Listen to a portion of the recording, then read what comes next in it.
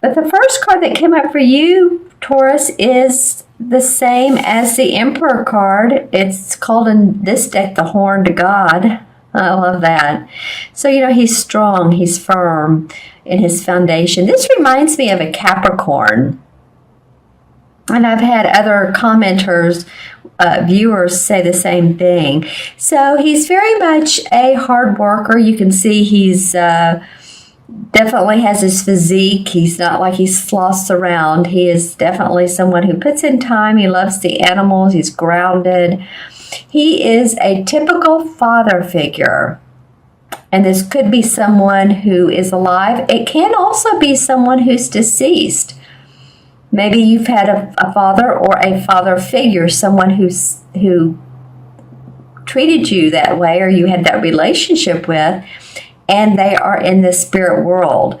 So they could be around you at this time, just supporting you, guiding you, someone you feel very close to. So just kind of watch out for that. And I say watch out, but just be aware. If you're just aware that there's another presence and it feels good, then it very well may be this father figure. If he is in your life now, this could be someone who is very, very supportive of you. He very well could be an earth sign. I'm just feeling Capricorn, doesn't have to be, but he has those aspects of being able to make grounded decisions, helping you plan, helping you envision, helping you expand, helping you get paperwork done. This could be a woman, but usually it's a man. So this person shows up as first in your reading. Let me know who this is, Taurus. Of course, you're an earth sign. So I feel like it's someone in your life. I'm not really sure. I feel like it's you. But you know what? I'm going to ask my pendulum. I don't normally do this, but I'm very interested to see is the Horned God or the Emperor, is this Taurus themselves? Well, even though this person's very earthy, I do feel like this is someone in your life. Again, whether they're deceased or whether it could be a spouse. It could be that someone just feels very warm, protective, wants to help take care of you or give you good advice. All right. So when I ask my pendulum if this is someone, you taking on these aspects, it's like, no, not really. This is a person. Okay, so the next card that comes up is the same as the Fool card. And this particular deck calls it the Greensman. And the Fool card is about naivety, going about a new venture, really not knowing how it's turning out. But you know what? It's good because you're not focusing too much on the hows. It's more of a spontaneous, let's not be too hard on ourselves. Let's be happy. You can see that the people in this card, one's playing music, one's dancing, another one's playing a violin. Let me read you a little bit about what this Greensman in this particular deck means. It's actually the card of the god of nature and historically depicted as a green leafy figure with foliage on his face. He represents the fertility of spring and the awakening of earth. And he's believed to watch over his imitators with approval.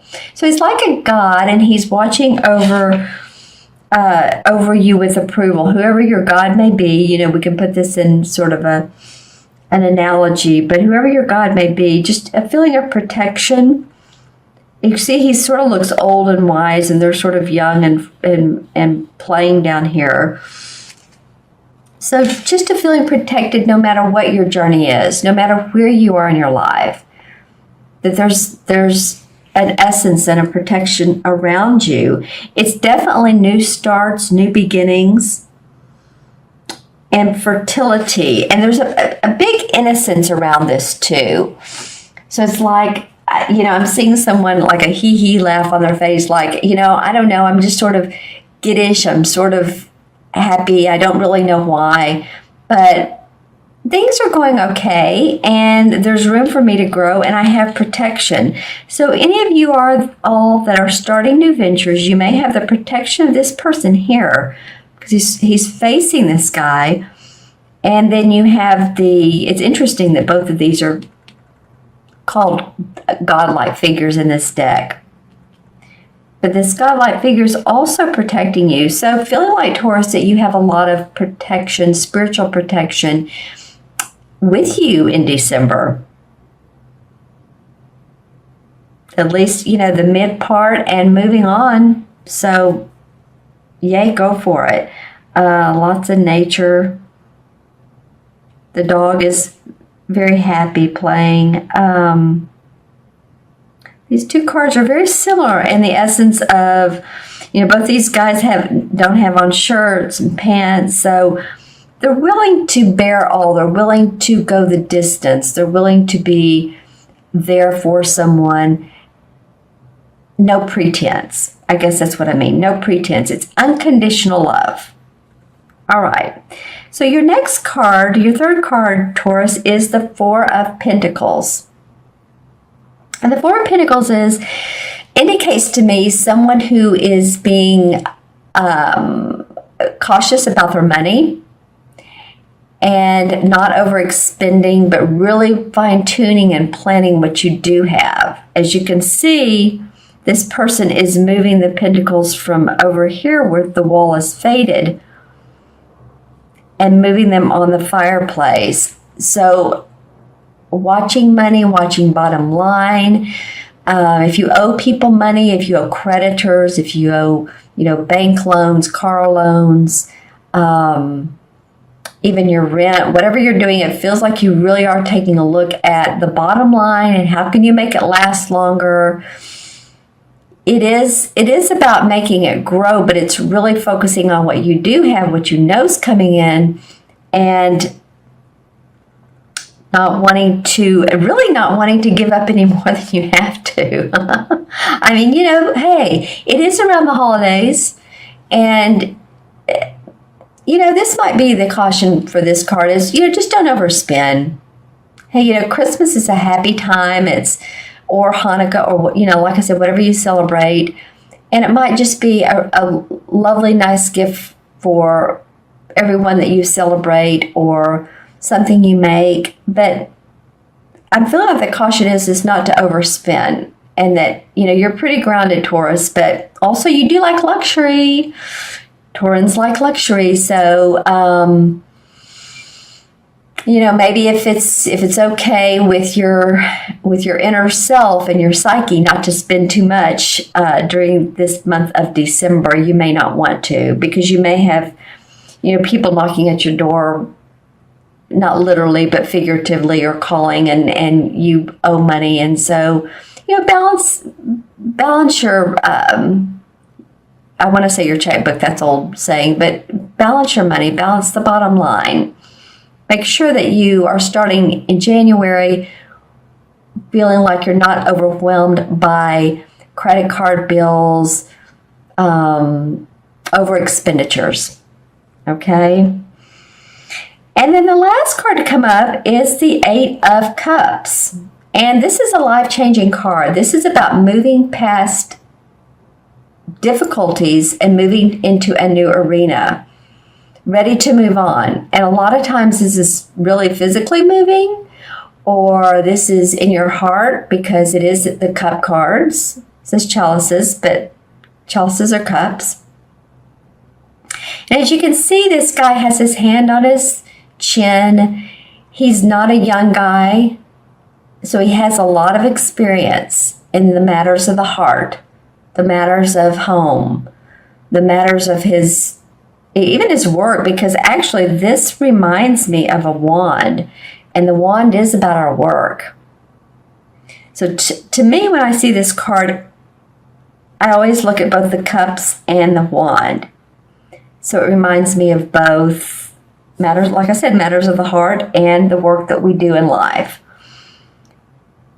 So you can see he's moving on. He does have plans, but he doesn't always know how those plans are going to turn out. So for instance, say you've moved into a new job and you're still in, probation time, or you're just starting a new job. I know a lot of people who have changed employment. And it's like, I don't know where I'm going, but exactly how this is going to turn out. I may become a manager. I may go into management. I may stay with my current position. But there's definitely opportunity surrounding this card. Like I said, this is a life-changing card. Life is calling you out to move on. Just move past hard feelings or heartbreak feelings, I guess. Emotional feelings, not to totally drop them, because, we always have our feelings. We don't want to cut the strings with our heart. But being able to move past what doesn't serve you, focus on what does serve you. The bird has his wings open. He says, like, I'm your guide. Come on, let's go. It's by the water, so it's about emotions. He's leaving behind his castle. So he's built up a foundation, but he's ready to move past that. He's ready to go on. Life-changing card, Taurus. So any of you, like I said, that are changing jobs, creating new ventures, it's probably what this is about. And maybe you're watching your money. Maybe you're creating something. It's taking more money than you thought. So you want to be ready to move on. And to do that, you need to save some money and not spend so much, because this might be costing you more than you think. And you realize that. So let's pull some. Well, this card wants to come up, and this is the Five of Swords. So any type of decision making where you've had to decide with others, consult with others, someone firmly puts their stake in the ground and says, no, this is the way it's going to be. A coming of minds, no matter who wins, whether it's this person or you. This is a decision that's made that there's been some conflict about, whether it's your home setting or whether it's your work setting. Very much could be. Seven of Cups comes up. So maybe you've had a lot of opportunities, and there might be some fantasy around this. So you might be feeling like, oh, well, I can take on all this. But he's sort of taken with all these cups and what all they have in them, and it can be illusional or disillusional, one might say. So just make sure that you pick what really goes with your heart, because there could be opportunities more that look